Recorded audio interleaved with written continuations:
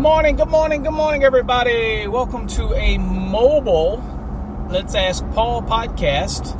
If you've never listened to my podcast before, where you been? Aren't you sharing it with people?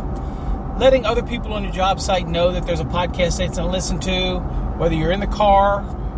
We have mobile and we have regular podcasts, all of them. We have over 1,000 episodes that are available on our free mobile app, which you can get. It's free.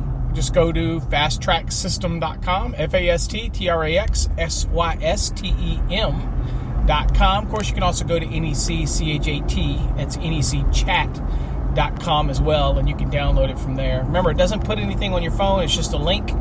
We use a web-based mobile app, so it just makes it easy for us to update it and keep you with all new features all the time, calculators and all this other good stuff that every electrician should have on their phone. Anyway, thanks for joining me today on this Let's Ask Paul mobile podcast. We're trying to get back into them. There is a crap load. We have probably close to 70 that I haven't answered yet. It's a lot. Remember that paulavernathy.com is a free service. I get to them as I can get to them. If you're a Fast Track student and you submit questions through the portal, make sure you let me know you're a student and your program that you're in. You jump to the top of the list. And if you're not a student, I will tell. And if you say you're a student and you're not, and we find out you're not, and you think that you're going to get to the top of the list, we probably won't even answer your question. So anyway, don't be sneaky. Do the right thing. All right, so today I had a question. Is somebody asked me, are there ever any errors in the NEC when it comes to calculations? And I get that question, and I'm sure there are. Again, the NEC is something that's written. It's human nature, going to have errors. But when it comes to calculations, a lot of people forget that the informative Annex D has a lot of calculations like motor calcs and load calcs and welding calculations. I mean, there's stuff in there. I don't know if there's a welding one in there or not. Maybe I made that up. I don't know. But there's a lot of calculations in there that if you kind of find yourself struggling on a calc, right, then you can always go to informative Annex D and kind of get some direction, right? So one of them in there is trying to explain D7, which is the 310.12 rule when it comes to the 83% rule. And for a couple cycles now, I've been trying to submit them to change that because there's an error in there. Now, obviously you're familiar with the table, right? That's in 310.12a. And B, you have this, and we're always the latest edition of the code. So for all you whiners out there that say, well, I'm on the 2017, that's not my problem. That's your problem. I'm always going to be on the latest edition. So I'm not going to sit here and try to continue to quote all the code references for every cycle out there. So get over it. You got to do your own, whatever to do that. Okay. But for this one time, 310.15b7, okay, for you 2017 folks. All right. So anyway, 310.12 is the 83% rule, which applies to feeders or services where it handles 100% of the load on those feeders or service conductors, and between 100 and 400 amperes, 122/43 phase, a 122/08 for the individual feeders to individual dwelling units, all that good stuff. So go read 310.12, okay? I'm going to get into this while I'm riding in the car, trying to quote all this stuff from memory to you. So look, in the example D7, take a chance, go back and look at it in your leisure time, and you'll notice that the one example they give you is correct. Obviously, it's a 1/0 copper. If you're dealing with 175 amp service and you do it at 83%, that's 145.25 amps, I believe. And since you're not doing an adjustment or correction, you're going to go directly to the 75-degree column because it's over 100, right? So remember 110.14C, 1A, and B? Yeah, you got it. So in this case, it's 175 amps. You do it at 83%. So it can't be, the conductors can't be smaller than at least 83% of the service or feeder rating, which is based on the overcurrent device, right? So that's 145.25. So what do? You have to go to column C. Now, people ask me, why can't I use the 90 degree? Because you're not doing an adjustment or correction. So you got to remember the basic rules in 310.15a, which says, hey, you can use the insulation rating of the conductors at their higher temperature rating for adjustment and correction purposes. Or if all of the lugs happen to be rated 90, then that's a perfect, then hey, I could use a 90 for everything. But that's not the world we live in, right? Most of the lugs in your service equipment or feeder breakers and all that are not going to be 90. They're typically going to be 60/75. More often than not, anything over 100 is going to be 75 anyway. So I'm a realist. Let's live in the real world, folks. So in that scenario, you have to pick a conductor that can handle at least 145.25 amps, right? So if you look at the example, 1/0 is perfectly correct. And I'll only do copper. I won't get into the aluminum. Obviously, you can see that in the code. So that's correct. Now, the example they give in the code is, I believe, where there's a correction, which is an ambient correction that takes place. And I believe it's 38 degrees Celsius, which is a modifier. If you go over to 310.15b11, you will see that since we're dealing, the example in the code book, D7, by the way, again, is it's XHHW. Well, that's 90 degree wet or dry. So that when I go to the correction tables in 310.15b11, I'm able to use the values for the 38 degrees Celsius. I'm able to use the 90 degree column. Why? Because that insulation is rated 90. That's how that table works. Okay? All right. So the modifier is 0.91. So now you go back to the example that's in D7. Now you notice in the verbiage, you got to read the verbiage underneath that first example. You get to the next one where there's the 38 degree modifier in there, right? If you read it, it says that you have to take the value and you have to multiply it by the modifier. Well, that's not true, because if you look at the example underneath it, it's using division, not multiplication.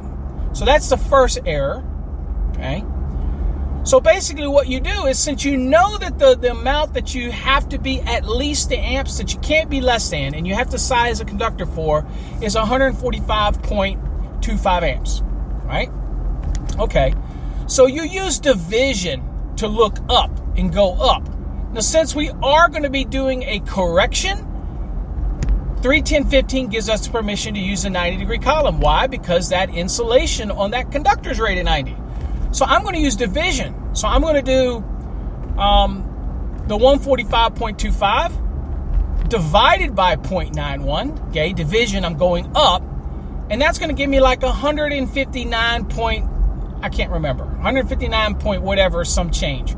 So we're going to say 160 amps. We're just going to say 160 amps. So now, you can't use the table anymore that's in 310.12. Why? Because we're doing a correction. And you notice that there's a note on that table that said, oh, wait a minute. Underneath that table, it says, look.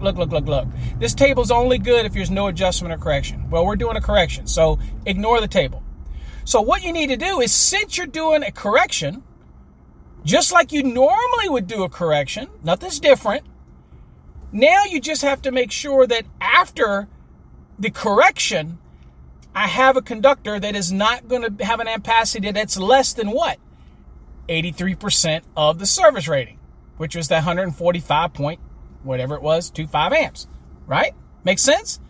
So if you take the 145.25, you divide it by 0.91, I think that, again, gives you 159 point some change, and that ends up rounding, let's say, to 160. Now you go to the 310.16 ampacity table, and you go to the 90 degree column because we're doing a correction. Remember those rules? If you haven't watched my video on derating demystified and you're enamored by all this, make sure you go to fasttrackstube.com and subscribe.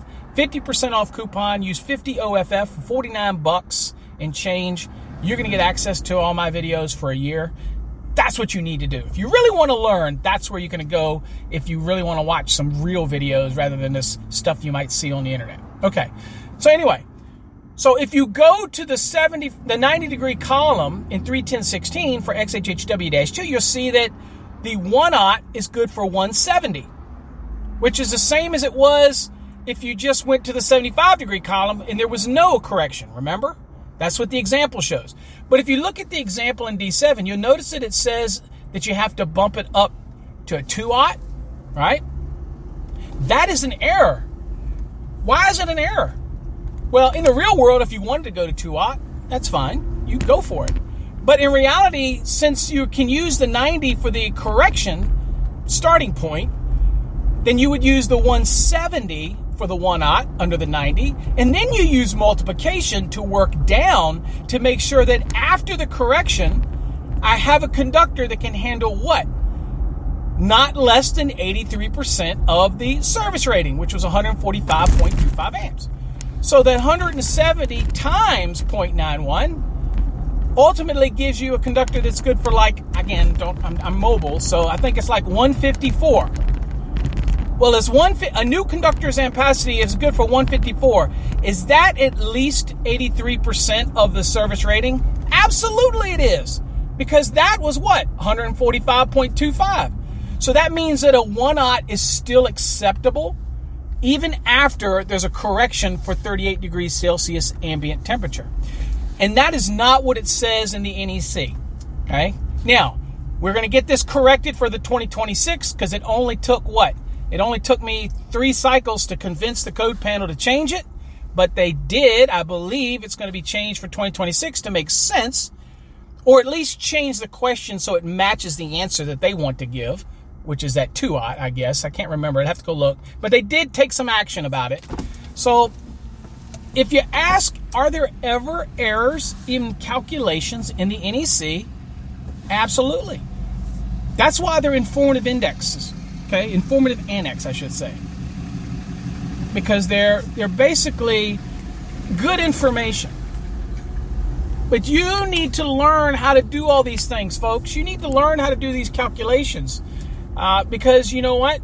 You can't point to the NEC if you do something wrong. An inspector catches you. You can't go, well, the NEC has it this way, even though you know you can't use the informative annex anyway, right? But it's just good information. But at the end of the day, remember, it's only one that can be accountable for your installation is you. You have to be accountable for your installation. So what better way to be accountable is to actually learn how to do it. This is the sales pitch, folks. My Fast Tracks program with our Wednesday night live sessions, with the ability to post questions at the end of your units or even send stuff through paulabernathy.com. There is no better program out there that teaches you the NEC. It doesn't matter whether you're preparing for an electrical exam. If you just want to get in a good program, one of the benefits of joining our programs is you get access to me and we create a relationship, and I'm always there to help you. Okay, so I think that's what the students like the most. Even on our Wednesday night, we have students that come to us that have finished our program a couple years ago. They still come to our courses or classes or sessions because they enjoy it. And that's the relationship. I'm not here to just sell you a program. We're here to, and I am a blunt guy, and sometimes I have to optimize my time when I answer your questions.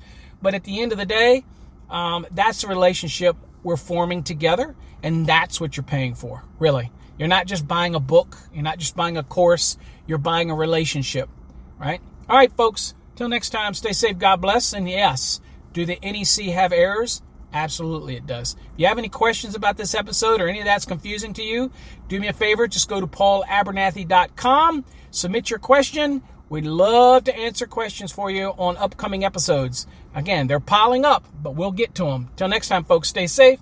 God bless.